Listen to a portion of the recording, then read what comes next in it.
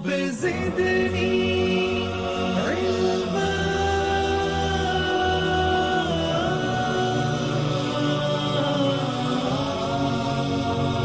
رب زدني علما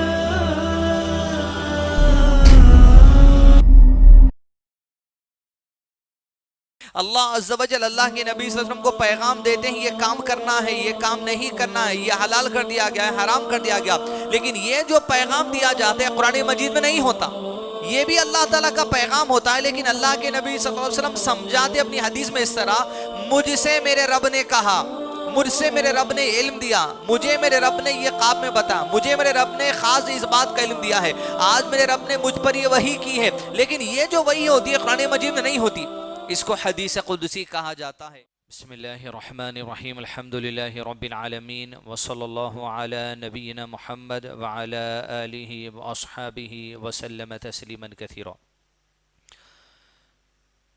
10 سنڈیز کے اس ایک سنڈے کے خاص پروگرام میں، کیونکہ دین کی ہر بات خاص ہے اسی لیے پروگرام خاص ہے، مقرروں سے خاص نہیں، اللہ کے نبی صلی اللہ علیہ وسلم کی زندگی سے پروگرام خاص ہے، اللہ عز و جل کے دین کی تعلیم سے پروگرام خاص ہے، آپ تمام کا استقبال ہے۔ عزیز دوستو، جو عنوان آپ کے سامنے رکھا گیا در حقیقت میں یہ سمجھیے کہ خاص کوئی موضوع نہیں ہے جس کے اوپر آپ کو ایک جذباتی بیان کیا جائے، لیکن یہ بیان رکھنے کا بنیادی مقصد یہ ہے کہ اللہ کے نبی صلی اللہ علیہ وسلم کی احادیث سے چند بنیادی باتوں کا علم حاصل کریں، اپنی اصلاح کریں، ہمارے لیے بھی، ہمارے عمل کے لیے، ہمارے اخلاق کے لیے، ہمارے اعمال کی درستگی کے لیے، تقوی کے اصول کے لیے، برائیوں سے مزید دور ہونے کے لیے، نیکیوں سے مزید قریب ہونے کے لیے انشاءاللہ درس رکھنے کی کوشش کیجیے۔ درس میں جو باتیں آپ کو انشاءاللہ پیش کی جائے گی وہ احادیث قدسی سے بات پیش کی جائے گی۔ احادیث قدسی کیا ہے، سب سے پہلے ہم وہ بات جان لیں، اس کے بعد موضوع کس پہ ہم بات کرنے والے وہ بات جانیں۔ اللہ کے نبی صلی اللہ علیہ وسلم پر جو کچھ بھی قرآن مجید کے اندر نازل کیا گیا وہ اللہ عز و جل کی طرف سے نازل کیا گیا، جسے وحی کہا جاتا ہے۔ وحی یعنی جس کو آسمان سے اللہ عز و جل جبریل علیہ السلام کے ذریعے نبی صلی اللہ علیہ وسلم پر نازل کرتے ہیں، ایک۔ دوسرا، اللہ کے نبی صلی اللہ علیہ وسلم پر جو بھی قرآن مجید کی آیتیں نازل ہوتی وحی کی شکل میں، اس کو وحی متلو کہا جاتا ہے۔ وحی متلو یعنی وہ وحی جس کو ہم تلاوت کرتے ہیں نماز میں، جیسا ابھی قاری صاحب نے ابھی تلاوت کیا، جو نماز میں ہم نے تلاوت کیا، یہ تمام وحی متلو ہے جس کو تلاوت کرنے پر ثواب ملتا ہے۔ دوسری قسم کی وحی ہوتی ہے وحی غیر متلو، یعنی جس کو نماز میں تلاوت نہیں کیا جاتا، لیکن اللہ کے نبی صلی اللہ علیہ وسلم پر یہ باتیں بھی وحی کے ذریعے نازل کی گئی۔ جیسے قرآن مجید میں سورہ فاتحہ ہے، سورہ فاتحہ میں ہم پڑھتے ہیں غیر المغضوب علیہم ولا الضالین، یہ وحی متلو ہے، لیکن آمین یہ وحی متلو نہیں ہے، یہ قرآن مجید کا حصہ نہیں ہے آمین، لیکن ہم پڑھتے ہیں، کیوں؟ اللہ کے نبی صلی اللہ علیہ وسلم کو تعلیم دی گئی کہ آمین کہنا، یہ جو آپ صلی اللہ علیہ وسلم کو تعلیم دی گئی آمین کہنا، وحی غیر متلو کا حصہ ہے، جس کو اللہ عز و جل کے حکم سے ہی اللہ کے نبی صلی اللہ علیہ وسلم عمل میں لے کر آئے اور صحابہ کو تعلیم دی اور امت کو تعلیم دی، لیکن اس کا حصہ حدیث کو بنایا گیا ہے، اس لیے اسے علماء کرام نے وحی غیر متلو قرار دیا، جس کو نماز میں تلاوت نہیں کیا جاتا، جیسے عام طور پہ قرآن مجید کی آیت کو تلاوت کیا جاتا ہے۔ یہ وحی غیر متلو جو ہے اس کے کئی فوائد ہیں جو ہم کو حدیث پڑھنے سے پتہ چلتے ہیں۔ ایک تو یہ کہ وحی متلو سمجھانے کے لیے وحی غیر متلو نازل کیا جاتا، جیسے قرآن مجید میں کہا گیا اقیم الصلاۃ، نماز کو قائم کرو، یہ وحی متلو ہے، لیکن کیسے نماز کو قائم کیا جائے، سجدے کا طریقہ کیسا ہوگا، رکوع کا طریقہ کیسا ہوگا، یہ اللہ کے نبی صلی اللہ علیہ وسلم نے بتایا، لیکن شرط یہ ہے کہ آپ صلی اللہ علیہ وسلم نے اپنی مرضی سے نہیں بتایا ہو۔ آپ کو خود سے کوئی بات آپ کے دل میں اگر آ گئی، آپ نے اپنے انڈرسٹینڈنگ سے قرآن مجید کی آیت کو سمجھا کر لوگوں کے سامنے پیش نہیں کیا، بلکہ اقیم الصلاۃ کیسے نماز قائم کیا جائے یہ بھی اللہ کے نبی صلی اللہ علیہ وسلم کو اللہ تعالیٰ نے بتایا، تب آپ نے امت کو بتایا۔ اب یہ جو اللہ تعالیٰ نے بتایا نماز کیسے قائم کرنا ہے، تشہد میں کیسے بیٹھنا ہے، انگلی کی حرکت کس طرح دینا ہے، یہ تمام باتیں ان میں سے قرآن مجید میں نہیں ہیں، ان کو حدیث کا حصہ دیا گیا، تو یہاں پر وحی غیر متلو کے ذریعے وحی متلو کو بھی سمجھا جاتا ہے، پہلا فائدہ ہے۔ دوسرا جو عنوان کے لحاظ سے حدیث قدسی ہم پڑھ رہے ہیں، ہوتا یہ کہ اللہ عز و جل قرآن مجید کی آیت راست نازل کر کے اللہ کے نبی صلی اللہ علیہ وسلم کو بات بتاتے کہ عمل کرنا ہے، یہ حکم ہے، یہ احکامات ہے، یہ حلال ہے، یہ حرام ہے، یہ آپ کو کرنا ہے، یہ آپ کو نہیں کرنا ہے، تمام باتیں بتائی جاتی ہے۔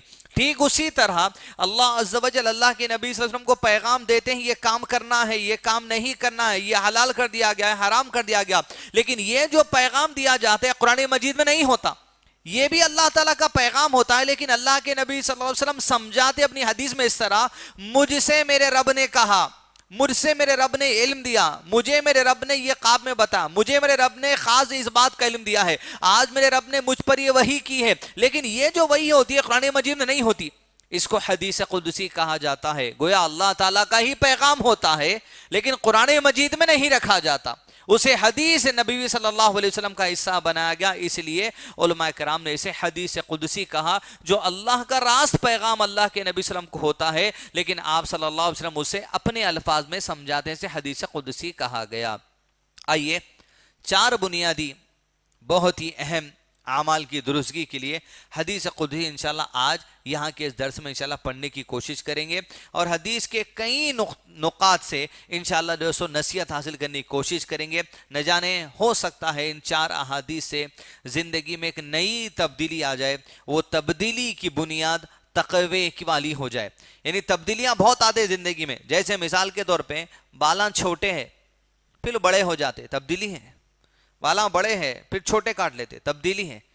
لیکن ایسی تبدیلی خیر والی ہے کسی بھی لحاظ سے، آپ کے کپڑے پہن کے وہ تبدیلی آؤ، آپ کے قول سے وہ تبدیلی آؤ، آپ کے بات چیت سے وہ تبدیلی آؤ، آپ کے دعوتوں سے وہ تبدیلی آؤ، آپ کے مساجد میں بیٹھنے سے تبدیلی آؤ، وہ تبدیلی اگر آپ کو تقوی کے راستے پر لا دی، یہ تبدیلی بڑی کامیابی والی تبدیلی ہے۔ تو ایسے تبدیلی لکھے اللہ کے نبی صلی اللہ علیہ وسلم ہمیشہ دعا کرتے تھے، امت کو نصیحت کی، صحابہ کو نصیحت کی، اللہم مصرف القلوب، اے دلوں کو پھیر دینے والے، صرف قلوبنا علی طاعتک، ہمارے دلوں کو تیری اطاعت کی طرف پھیر دے۔ گویا تبدیلی اگر ہم چاہتے ہیں زندگی میں تو اللہ عز و جل کی اطاعت والی تبدیلی کی طرف اگر ہم بڑھ گئے تو یہ بڑی کامیابی ہمارے لیے ہے۔ اب زندگی میں اللہ عز و جل جو ہم کو بھیجا، قرآن مجید کی آیت میں واضح طور پہ بسا اوقات ہم نے علماء کرام سے سنی ہے جہاں اللہ عز و جل نے ارشاد فرمایا واضح طور پر کہ ہم نے وما خلقت الجن والانس الا لیعبدون، ہم نے جنات اور انسانوں کو پیدا کیا محض ہماری عبادت کے لیے۔ عبادت کیا ہے؟ عبادت وہ ہے کہ اللہ عز و جل نے جس چیز کو کرنے کے لیے کہا وہ کرنا، یہ عبادت ہے۔ عبادت یہ ہے کہ اللہ عز و جل نے جن کاموں سے بچنے کے لیے کہا ان سے بچنا عبادت ہے۔ گویا اللہ عز و جل کی اطاعت ہی حقیقت میں عبادت ہے۔ گویا علامہ شیخ عثیمین رحمہ اللہ کہتے ہیں ایاک نعبد و ایاک نستعین، ہم تیری عبادت کرتے ہیں، تجھی سے مدد مانگتے ہیں، سے مراد یہ ہے جو تو نے کہا وہ کر کے تیری اطاعت کریں، یہی عبادت ہے۔ جو تو نے جن کاموں سے بچنے کے لیے کہا اس سے بچ کے تیری اطاعت کریں گے، یہ ہماری عبادت میں شمار ہو جائے گا۔ اطاعت عبادت ہے۔ اطاعت میں 2 چیزیں، ایک کرنا بولے کرنا، یہ اطاعت ہے، بچنا بولے بچنا، یہ بھی اطاعت ہے۔ اس کے علاوہ عبادت کے کئی طریقے اللہ عز و جل نے سکھائے۔ ایک ہوتا ہے بدنی عبادت، نماز، ایکشن کے ذریعے عبادت کرتے ہیں ہم، اللہ اکبر ہاتھ اٹھاتے ہیں، سجدہ کرتے ہیں، عبادت ہے، رکوع کرتے ہیں، عبادت ہے، تشہد میں بیٹھنا عبادت ہے، سلام کے لیے آپ کے چہرے کو پھیرنا عبادت ہے، یہ بدنی عبادت ہے۔ اس کے علاوہ قولی عبادت، زبان کے ذریعے اذکار پڑھتے ہیں، سجدے میں جاتے ہیں ایکشن کر کے، لیکن سجدے میں جا کے سبحان ربی الاعلیٰ پڑھتے ہیں، قولی عبادت ہو گئی۔ اس طرح جسم کے استعمال کرتے ہوئے بھی عبادت کی جاتی ہے، قول زبان کا استعمال کرتے ہوئے عبادت کی جاتی ہے، دل کی پختگی میں جو ارادہ کر لیا جاتا ہے پختگی کے ساتھ، دل میں جو اچھی نیت کر لی جاتی ہے، یہ بھی عبادت ہے۔ انما الاعمال بالنیات، تمام کاموں کا دار و مدار نیت ہوتا ہے، اور نیت جو ہے وہ دل کے پختہ ارادے کا نام ہے۔ دل میں آپ نے پختہ ارادہ کر لیا کہ یہ کام کرنا ہے۔ اللہ کے نبی صلی اللہ علیہ وسلم نے کہا اللہ نے میری امت کے لیے خصوصی بات یہ عطا کر دی ہے، جب میری امت کا کوئی امتی اپنے دل میں کوئی نیکی کا ارادہ کر لیتا ہے، ارادہ کرنے پر اللہ نیکی لکھ دیتا ہے، اور جب ارادہ کرنے کے بعد میرا بندہ، میرے امتی، اللہ کا بندہ وہ عمل کرتا ہے تو اللہ 1 کے بدلے 10 گنا اجر و ثواب دیتا ہے، یا جس کے لیے جو چاہتا اجر و ثواب دیتا ہے۔ گویا یہاں حدیث میں معلوم یہ چلا کہ دل کا ارادہ بھی عمل ہے، لکھ دیا جاتا۔ پھر برائی کے بارے میں کہا جب میرا بندہ دل میں مضبوط ارادہ کر لیتا ہے کوئی برائی کا، یہ اللہ کا احسان ہے اس امت پر، اللہ برائی نہیں لکھتا، خطا نہیں لکھتا۔ اور جب بندہ دل میں برائی کا ارادہ کرنے کے بعد وہ برائی نہیں کرتا تو کامل ایک نیکی اللہ عز و جل لکھ دیتے اس کے حق میں۔ اور جب برائی اگر کر دیتا ہے اتنا ہی گناہ لکھا جائے گا جتنا اس کی برائی ہے۔ ابھی جو نیکی لکھی جاتی ہے، گناہ لکھے جاتے ہیں، یہ اصل میں ہے کیا؟ ہمارے ذہن میں اس کا نقشہ کیا رہنا؟ اصل میں کوئی چیز ہے، کوئی سالڈ چیز ہے، علماء کرام نے کہا جو نیک اعمال کرنے پر نیکیوں کا ہمیں اجر و ثواب کا وعدہ کیا گیا ہے. جیسے قرآن مجید میں آپ پڑھتے ہیں الف لام میم. الف لام میم یہ ٹوٹل ایک ورڈ نہیں ہے. الف ایک حرف ہے، لام ایک حرف ہے، میم ایک حرف ہے. اس میں سے ایک ایک لیٹر پڑھنے کے لیے 10 نیکیاں ملتی ہیں. نیکیاں کیا ہے؟ رمضان کے روزے رکھتے ہیں، نیکیاں ملتی ہیں. کیا ہے؟ صلاۃ پڑھتے ہیں، نیکیاں ملتی ہے. کیا ہے؟ تو علماء کرام نے آسان الفاظ میں سکھا دیا، نیکی وہ چیز ہے جس کو اللہ آخرت میں میزان میں تولے گا، ترازو میں تولے گا، جس سے ہمارے نیکیوں کا پلڑا وزن ہو جائے گا اور برائیوں گناہوں کا جو پلڑا ہے وہ نیچے گر جائے گا. اس طرح نیکی کیا ہے؟ وہ چیز ہے جو نام اعمال میں تولی جانے والی ہے، جس کو اللہ عز و جل حساب ہمارا لینے والا ہے. میزان میں اعمال کا تولا جانا برحق ہے. تو عزیز دوستو، یہاں بتانا مقصد یہ حدیث قدسی کے ذریعے اول بات یہ کہ اب ہم بدن کے ذریعے بھی عبادت کر رہے ہیں، قول کے ذریعے بھی عبادت کرتے ہیں، دل کی نیت بھی ہماری جو سو ایک عمل کے اندر شمال ہوتی ہے، اس کے لیے بھی ہمیں اجر و ثواب ملنا شروع ہو جاتا ہے. یہ اللہ عز و جل دنیا میں جو ہم کو عبادت کے مقصد کے ساتھ بھیجا، عبادت کروانا، آخر اللہ عز و جل کا مقصد کیا ہے کہ عبادت کا بنیادی مقصد یہ پتا چلتا ہے کہ بندہ اپنے رب سے ہمیشہ رشتے کو مضبوط کر کے رہنا. اب بعض عبادتوں کو اللہ عز و جل نے اس میں فرض قرار دے دیا ہے، بعض نفل ہے، یعنی جس کو کرنے سے آپ کو ثواب ملے گا، جس کو نئے کرنے سے آپ کے اوپر پکڑنی ہے. لیکن فرائض میں جو اللہ کی عبادت میں بھی فرض ہے، بندوں کی حق ادا کرنے میں بھی فرض ہے، والدین کی جو سو خدمت کرنا یہ فرض ہے، بیوی بچوں کے لیے کھلانا پلانا یہ فرض کر دیا گیا ہے. یہ جو فرائض ہیں حقوق اللہ میں، حقوق العباد میں، ان سے کوتاہی کریں گے پکڑ ہے.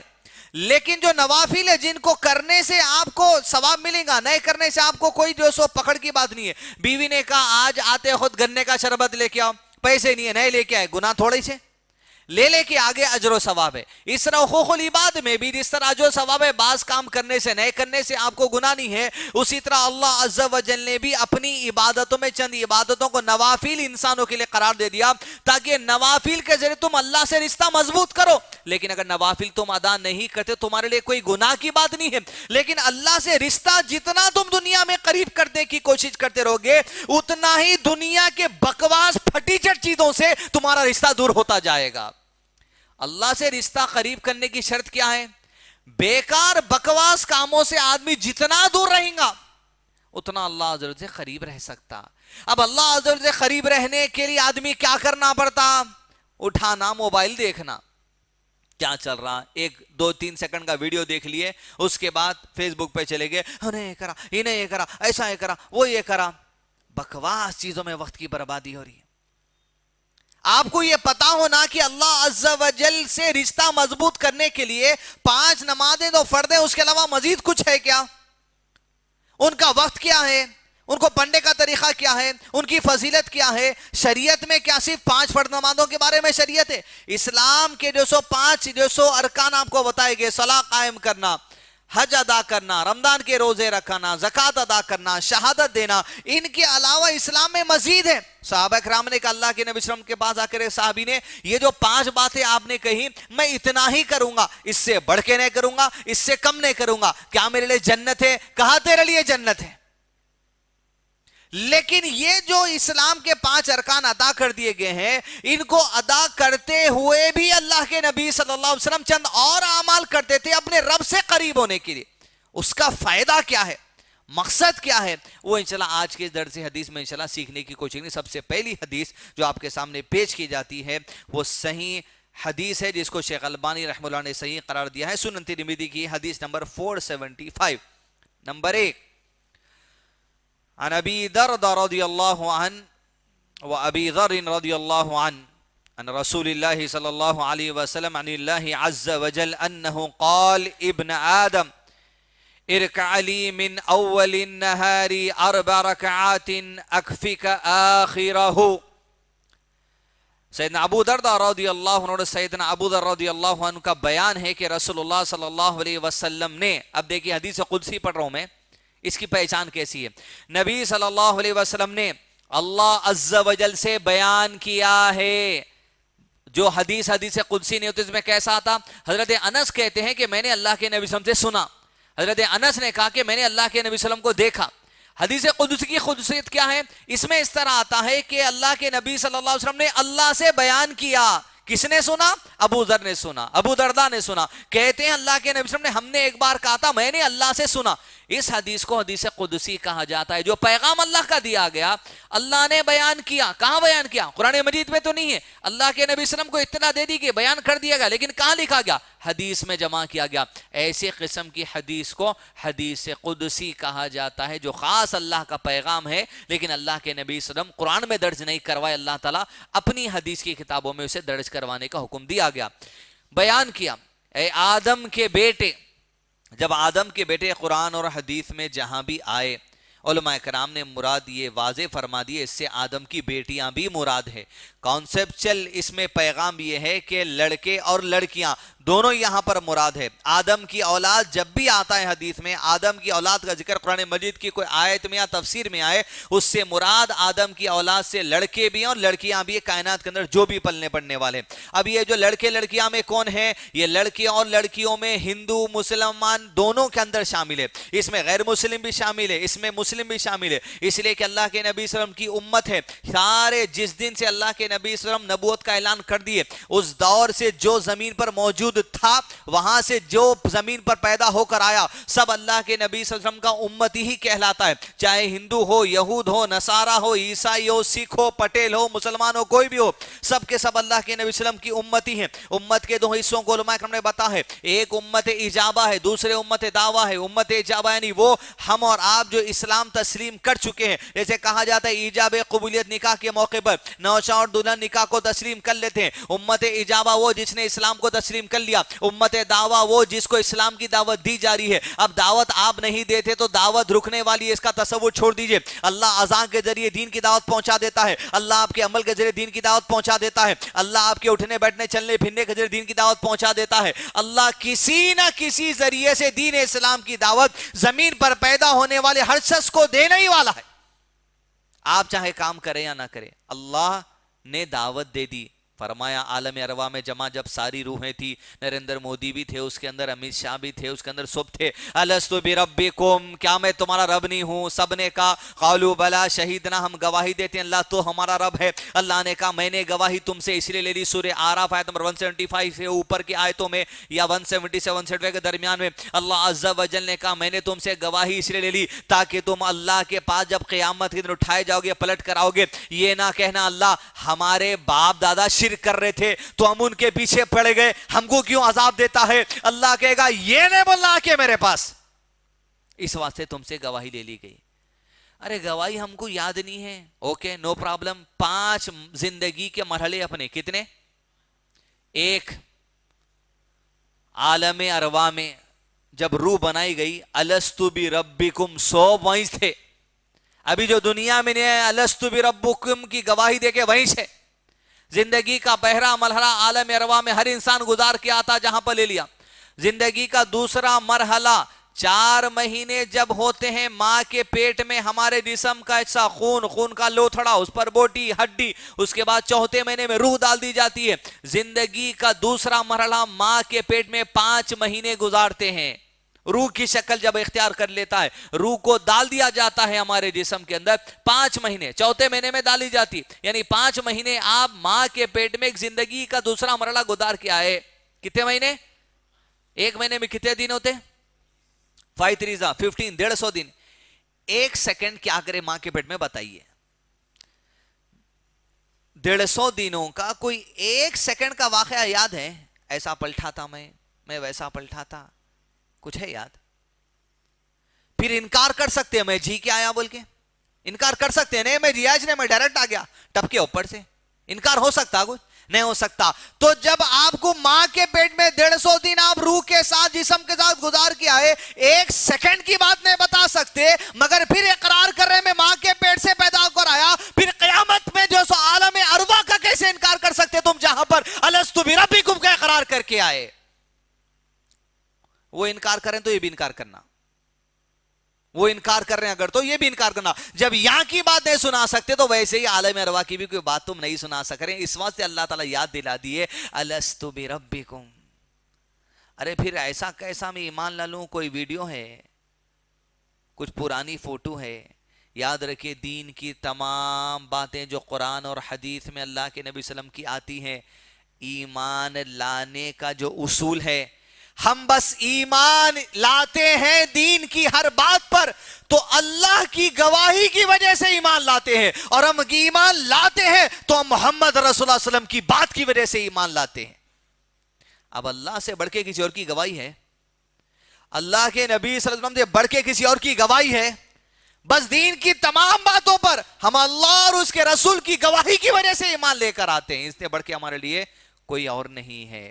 تو عزیز دوستو، کہا گیا اے آدم کے بیٹے، تو دن کے آغاز میں عبادت عنوان چل رہا ہے، فرائض کے علاوہ دوسری عبادتیں جس سے اللہ کے قریب رشتہ ہو جائے، کیوں ہو جائے وہ 4 حدیثوں میں پڑھیں گے۔ کہا اللہ عز و جل نے اے آدم کی اولاد، آپ تصور کر کے دیکھیے اس حدیث میں جو پیغام آ رہا وہ اللہ کے نبی صلی اللہ علیہ وسلم کو بیان کرے اللہ تعالیٰ۔ حدیث قدسی میں ایسا دیا گیا، قرآن میں ایسا نہیں دیا گیا، دین کے تمام مسائل کو قرآن اور حدیث میں بانٹا گیا۔ کہ آدم کی اولاد، دن کے آغاز میں، دن کا آغاز کب ہوتا ہے؟ فجر کی نماز کے بعد، جب فجر کی نماز کا وقت ختم ہوتا، سورج نکلنا شروع ہوتا۔ یہ جو سورج نکلنا شروع ہوتا، یہ صبح کے وقت میں 20 سے 22 منٹ لیتا نکلنے کے لیے۔ جیسے سورج نکل جاتا، دن کا آغاز وہاں سے ہو جاتا۔ اس واسطے پڑھتے ہیں اصبحنا واصبح الملک للہ والحمد للہ لا الہ الا اللہ، صبح کا آغاز ہوتا ہے۔ یہاں جس بات کا حکم دیا جا رہا ہے وہ ایک خاص نفل نماز کی تعلیم دی جا رہی ہے، اللہ سے رشتہ جوڑنے کے لیے، اللہ سے رشتہ جوڑنے کے لیے دنیا کے بکواس کاموں سے دور ہونا پڑتا۔ وہ بکواس کاموں سے اگر تم واقعی میں نفرت کرتے ہو، حدیث کے اس پیغام سے محبت آ جانی چاہیے، اور کل کی صبح زندگی میں ہمارے جب انشاءاللہ آ جائے، یہ عمل اگر زندگی میں آ جائے تو سمجھو اللہ سے قریب ہونے کا ایک راستہ اپنا لیے ہم انشاءاللہ۔ دن کے آغاز پہ کیا کر لیں؟ اللہ کا حکم ہے، اور اللہ جب بیان کرتا ہے تو اللہ عز و جل انسانوں کو آپشن دے رہا ہے، کرو۔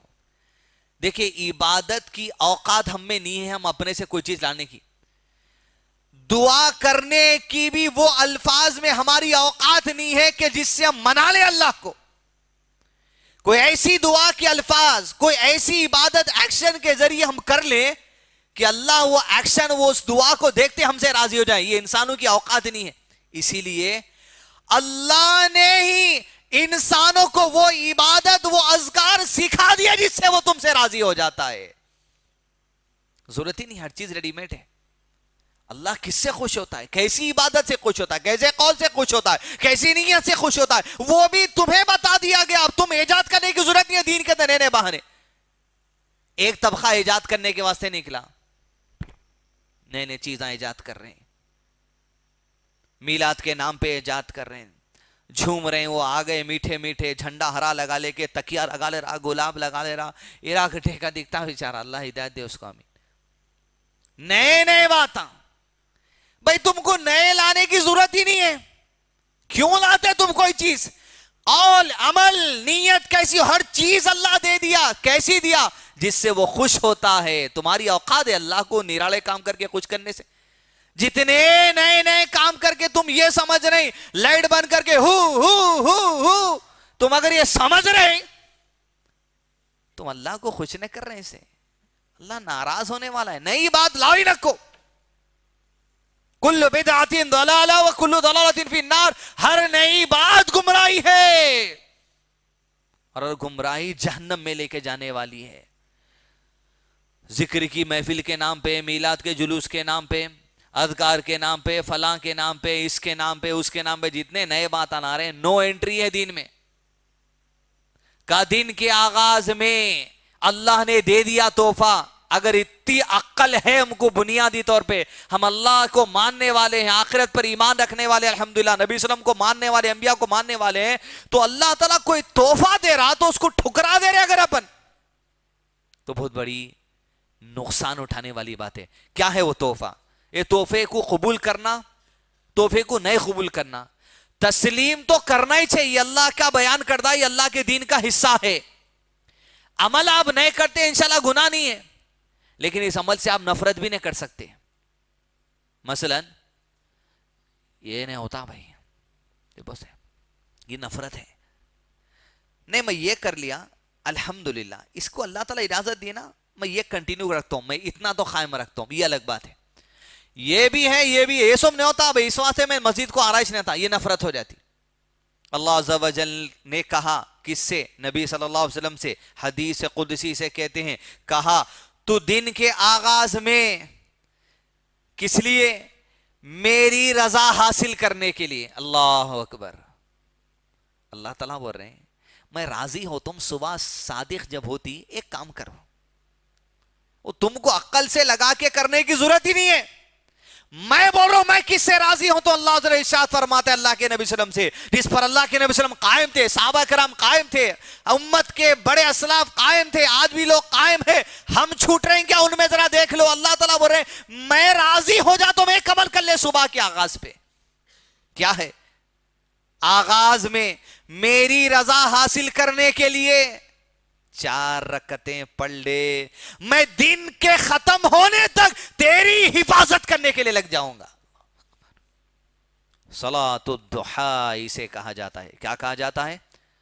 صلاۃ الضحیٰ، یعنی وہ سورج نکلنے کے بعد جیسے چاش کی نماز، اشراق کی نماز، اوابین کی نماز، صلاۃ الضحیٰ جو ہم کہتے ہیں، یہ سارے نام اس کے علماء کرام نے کہا اس کا اصل نام صلاۃ الضحیٰ ہے.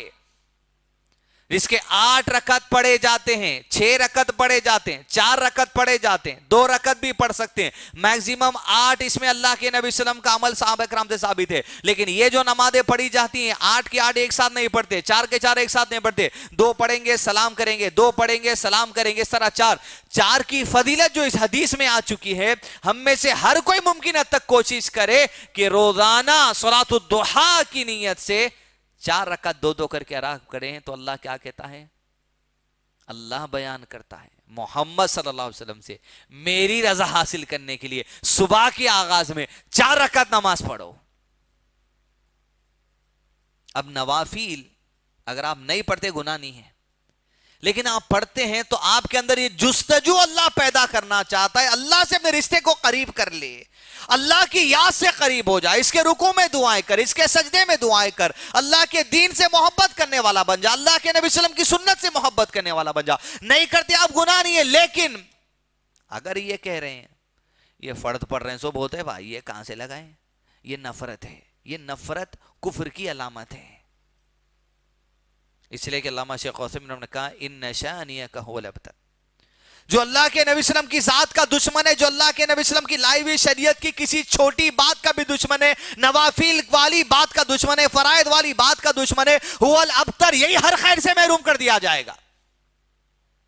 تو لہذا دین کی کسی بھی بات سے ہم کو نفرت کرنا نہیں ہے. دین کی ہر بات سے محبت ہونی چاہیے مجھ کو اور آپ کو. کسی بھی بات سے نفرت ہمیں اختیار کرنا یہ کفر کی طرف لے جانے والی بات ہوتی ہے. ایک منٹ.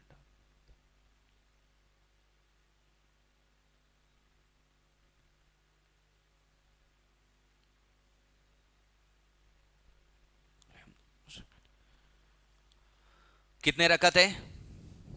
4 رکعت. اپنے لوگ اب رمضان آ رہا، 8 رکعت 20 رکعت 8 رکعت 20 رکعت جھگڑ لے رہے ہیں، پتھرے مار لے رہے ہیں. ارے بھئی ایک دن 24 گھنٹے میں 20 سے زیادہ نوافل ہے وہ پڑھ لو نا. 8 رکعت صبح میں، 8 رکعت شام میں، 16 مسجد میں جب داخل ہو رہے ہیں تحیت المسجد، وضو جب کر رہے ہیں تحیت الوضو، 20 سے زیادہ نوافل نماز پڑھ لو ایک دن رات ملا کے. اور تراویح میں رات کی نماز میں 17 پڑھنے تک کی دلیل ہے، 100% دلیل ہے. 8 رکعت 2 رکعت کر کے نفل ہو گئے. اللہ کے نبی صلی اللہ علیہ وسلم اس کے بعد 9 رکعت وتر پڑھتے تھے الگ. 8 9 کتنے ہو گئے؟ 17 تک کی دلیل ہے. تو رمضان میں زیادہ نوافل کے لیے آگے بڑھیں. مقصد یہ ہے درس حدیث یہاں پر آپ کے سامنے حدیث قدسی نوافل پہ لانے کا کہ آج ہماری زندگیوں سے فرد کچھ بہت مشکل سے آ رہے ہیں تو بھی پورے فونوں میں انگلیاں کر لیتے آ رہے ہیں.